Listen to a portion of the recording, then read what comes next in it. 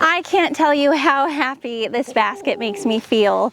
We went a whole month with 0 eggs.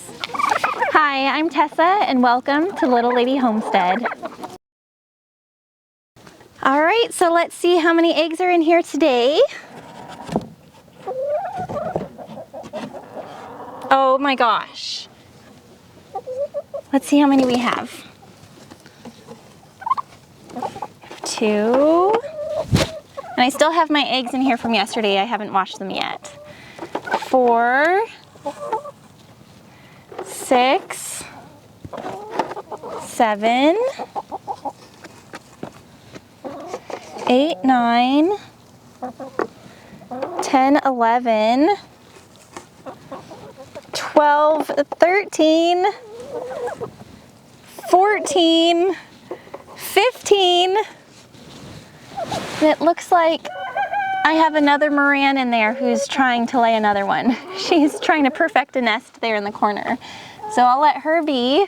Maybe we'll get a 16th for today. Isn't that just gold? And you also just don't get eggs like these from the grocery store. Look at those colors.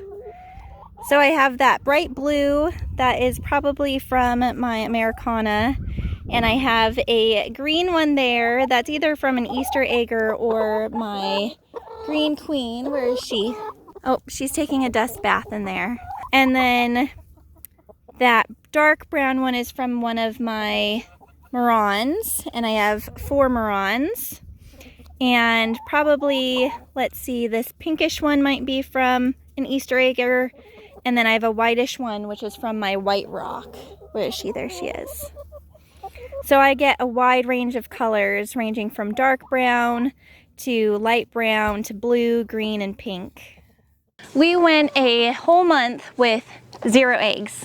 Every single day, 0 eggs in the coop, and I was getting really worried. I had also heard a lot of people talking about what may be happening with Tractor Supply feed, and I actually was feeding Tractor Supply feed from October to January, and then in the beginning of February, I started getting a mixed grain from my local feed mill, and so it's hard to really know what the cause was.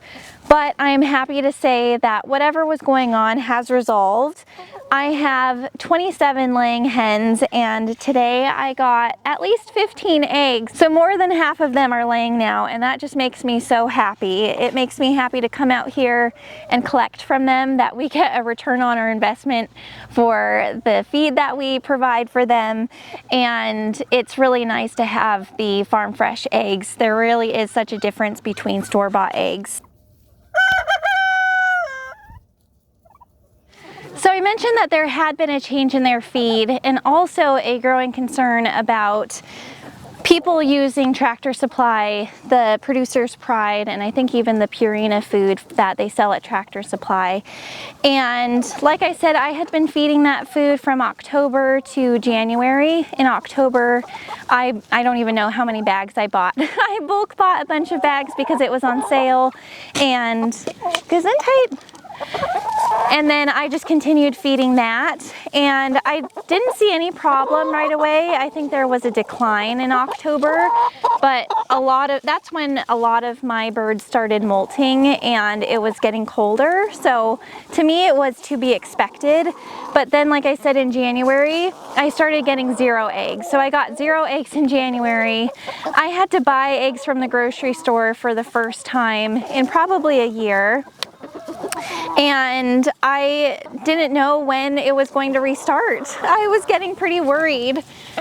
So in, let's see, the beginning of February, I heard about the thing going on with Tractor Supply, or at least possibly going on. And I had just bought some that day, and literally it showed up on my YouTube, everybody talking about Tractor Supply feed. So I was close to my local mill. I just ran and got a few of their generic layer pellet feeds from there. And I figured it might not have been the reason, but might as well just switch just to be safe. So I did. But also, I wanted to make a few other adjustments to their diet too. That tuna. So the adjustments that I wanted to make, I mostly wanted to increase their protein because layer feed has usually about 16% protein included in the feed, and that is the minimum amount of crude protein needed for chickens to be able to lay eggs. And sometimes it's not enough. So in periods of stress or when they're molting or in the cold of winter, like we got here around Christmas, it was -20, somewhere in the -20s. It was very cold. And also I was gone. So I think when I was gone for about 2 weeks, I do think they got stressed out because they're used to seeing me every day. And so when I got back and they weren't laying, I think I attributed it to that maybe they were just stressed from that change. There was somebody here watching them and taking care of them every day, but it wasn't me, and I doubt they brought snacks every day like I do. So anyway, I made those changes in February, and then I believe, let's see, it's February 16th today. So probably about a week and a half ago, I got my first egg, and that was so exciting. And then I started getting 3 eggs, and then I started getting 5 eggs. Yesterday was my biggest collection. I got 12 eggs, and then today I got 15 and maybe even 16. We'll see if that Moran wants to lay or not. So some people could say that, yeah, it was the change in feed that I made in February. Some people could say that it was some increased protein that I tried to give them. I always give them about 4 cups of scratch grains every day. But in the beginning of February, I decided to get some black oil sunflower seeds to add to that, to add some protein. I know you guys want it. I know. I even started looking into starting a mealworm farm, which Matt was not excited about. He thought I was joking and then realized that I wasn't, because it just adds so much more protein into their diet. But then now I've seen the increase in egg production. Another huge change that has happened over the last few weeks is, you could probably tell by what I'm wearing, even though I could be in a short sleeve shirt right now, it's warm. It is probably about 60 degrees today, and it's been, I think there have been 3 days this week that it's been above 60 degrees during the day. And we've had a few days of really nice sunshine. It's supposed to rain tonight, so it's pretty cloudy, but it's just been really nice spring weather. Even the grass is starting to get little hints of green again. So it feels like spring, even though spring won't really be here until April, and then going into May. I think last year the grass started to get really green in April, and then the leaves started coming on the trees in May. So we really do have quite a ways to go before it's truly spring, but for these ladies, I think the warmer temperatures have done a lot. So it could be a combination of a lot of things. I really can't say that it was the Tractor Supply food. It could have just been protein. So I think the biggest takeaway that I want to make from this is to make sure that the chickens are getting enough protein in their diets, especially, turkey, especially during times of stress and molting and really cold weather. So what I want to do now, moving forward, I am going to continue to get my grains from the local mill that I have in town, and they're really great. They can mix whatever feed I want, whatever proportions, whatever protein level I want. I can just tell them and they'll mix it together for me. So I think I want to choose the ingredients that go in my layer feed and probably have it around 17 or 18%. But then I also do want to try my hand at fermenting grains. Right now, the only thing that I have available to me in the stores is pellets or mashed pellets, and fermenting that kind of just turns into a mess. So what I want to do is get a grain mix from the local mill and then start fermenting that. And that fermentation process will make more available protein, or at least the protein that's in there will become more available and easily digested by the chickens.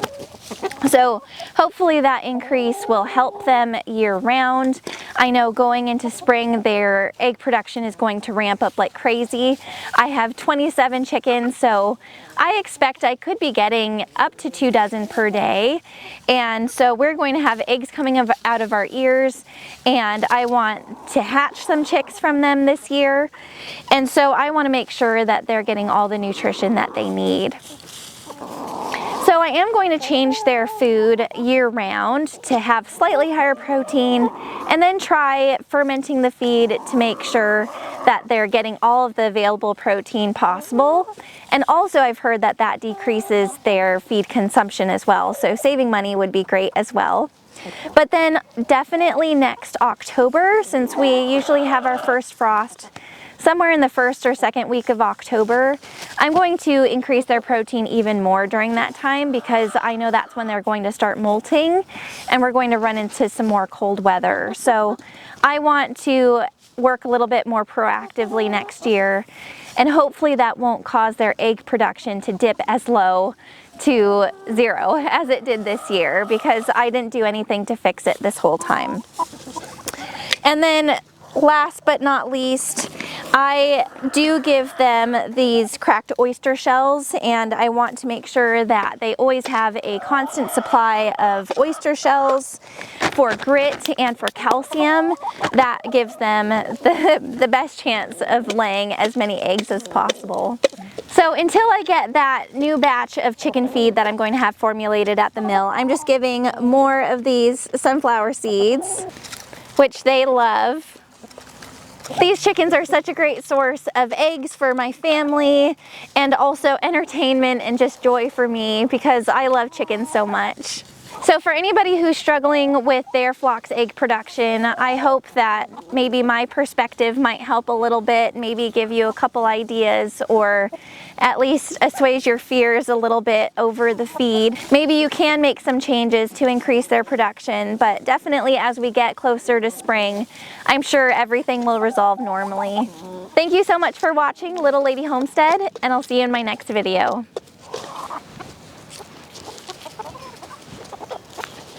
This is really one of my favorite parts of the day, is throwing them scratch, because they just get so excited.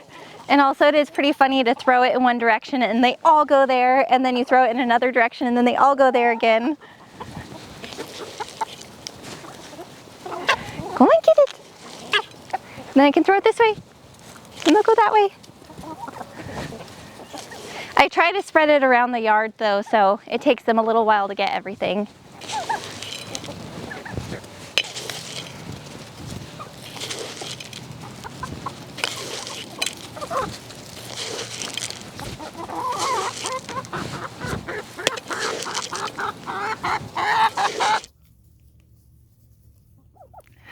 Turkey. Oh, and she did lay that egg for me. So we got 16 eggs today.